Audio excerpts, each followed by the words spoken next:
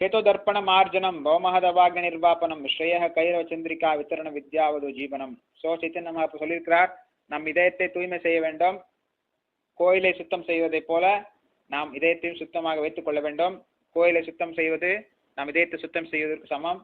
கோயிலை சுத்தம் செய்வதும் நம் இதயத்தை சுத்தம் செய்யும். அதனால் ரத யாத்திரை நேரத்தில் குண்டிச்சா மார்ஜனம் என்று சொல்லப்படுகிறது. குண்டிச்சா கோயிலை சுத்தம் செய்வார்கள். மிகவும் விசேஷமான ஒரு நிகழ்ச்சி.